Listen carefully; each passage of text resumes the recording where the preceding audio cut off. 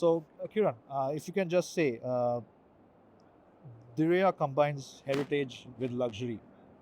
How do you keep authenticity at the heart of development?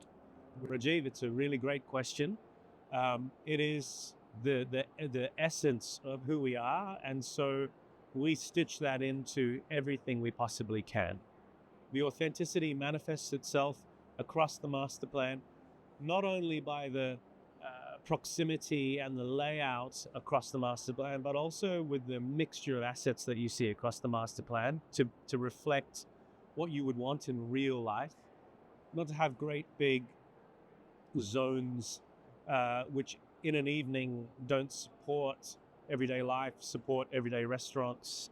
Uh, you know, the authenticity sees itself in the physical form of the architecture, nudge the architecture, in the built form of the new city, an adobe mud brick construct.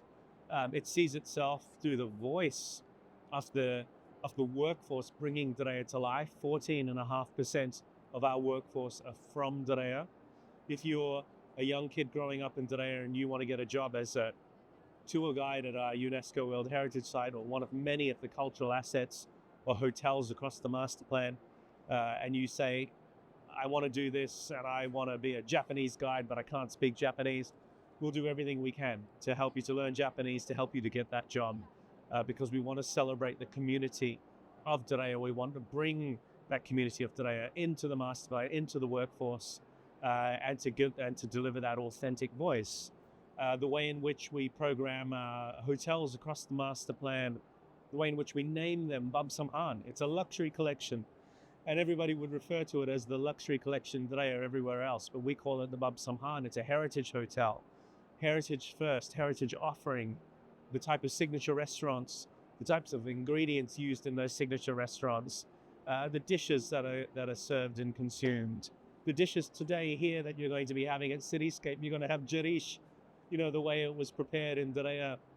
And so there's lots of ways in which you can be authentic and true to your origins and amplify it moving forward. And so it's hugely, hugely important, but also the basis, the proposition, the alignment of what makes us the city of Earth. It isn't just the city of Earth, it's also what makes it Diriyah within the construct of the city of Earth. And so there's always that authenticity that's continuously being amplified in every possible way that we can. Uh, how is Diriyah supporting Saudi Arabia's broader tourism and cultural ambitions under Vision 2030? So, firstly, I think Vision 2030 is an extraordinary vision. It's one which celebrates its people as its greatest commodity. That is in the core of who we are.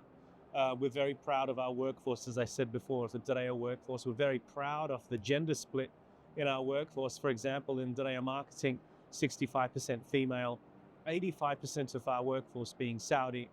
So there's some commitments within 2030 that we see in the here and now in Diriyah, but also with the vision of 2030 and the unlocking of the capacity of the complexity of bringing a new way and a new quality of life to Riyadh. This is something we feel very, very strongly about, and also we deliver in terms of Vision 2030. But let's be really brass tacks about Vision 2030. By 2030, by the tail end, second half of the year in 2030, we're going to have the World Expo coming to Riyadh, coming to the capital city. Well, for a lot of your viewers out there and a lot of the readers of your fine publication, it's important to understand that Diriyah is not a far-flung project. It's 10 minutes away from downtown Riyadh. It's 21 minutes away from the international airport of the capital city of the G20, that is the Kingdom of Saudi Arabia. So with that, by 2030, we're expecting to be able to curate experiences for and deliver quality to over 50 million visits annually. Of those 50 million visits, we are 11 minutes away by subway to the World Expo. And so we complement that World Expo experience that's going to be on our doorstep. And so the commitment is huge. The idea that we would be completed and we'd be fully operational for the majority of the master plan, and certainly able to operate the 34 hotels across our master plan. so that we can deliver this experience in line with what the vision is asked for, what the vision is truly going to be delivering, and the quality of life proposition as well for the inhabitants. So it's not just for the visitors, it's also for our community in Diriyah and also for the adjoining community in Greater Riyadh. And so we're fully committed towards doing that. That leaves us, Rajiv, with just 5 years left until 2030. So the accelerator pedal is well and truly depressed. Great analogy I can give you of how true that is.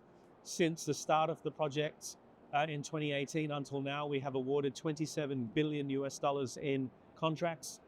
In the last 6 months alone, we've awarded over 5 billion US dollars in contracts. So that tells you that the ramp up, that the acceleration is well and truly in the here and now.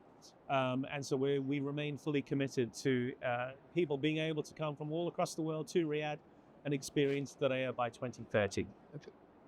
And what kind of investors or partners are you keen to bring on board the next phase? All walks of life. This is a city from a blank canvas, so it's very unique. It's unique in the form that it's never really been done before in this way. It's a world first. It's why I believe this to be one of the greatest projects on planet Earth today.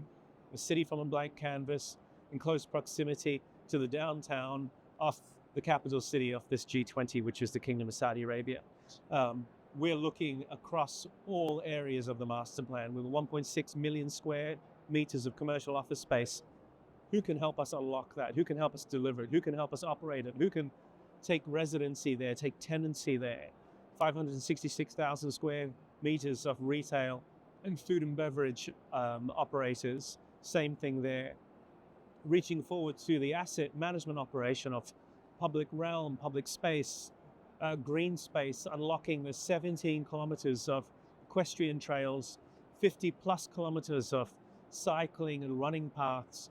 So we're looking for everybody now who can help us to bring this to life and come on board.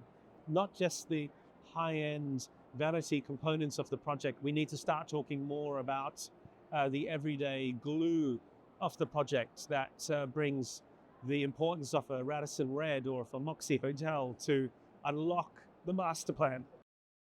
Right. And my last question to you, how important is Cityscape Global for sharing the Diriyah story with the world? This is perhaps the most important event of our calendar year. And the reason for that is it's the culmination of a lot of our efforts just with the time of the year in which it takes place. We're going into the last month of the year after Cityscape, and a lot has come to life over the last 11 months since the start of this year. We started operating our first hotel, the Babsamhan Luxury Collection, in January. By this stage, we have brought a lot of branded residential projects to life. But today, we've just launched Manazil Al Hawadi. So why is this important? Because you know already we've sold out of Oberoi, Aman, Raffles, Ritz-Carlton, Signature, Ritz-Carlton as well, not just the Signature collection. We've pretty much been spoken for the Cherry. We've just launched our Faina. These are all branded residential projects. Truthfully, some of them have very, very high barrier to purchase points, right? We're talking about projects where some of the homes start at 50 million SAR and go all the way up to 150 million SAR. But what's super exciting about this cityscape is we've brought unbranded residential projects to life. This is a price point and a consideration which is in reach of mere mortals such as myself. So it brings a new market to the table. It brings new opportunity to the master plan. And we're very, very excited about that. And so Cityscape being the most important moment, this is a huge milestone for us.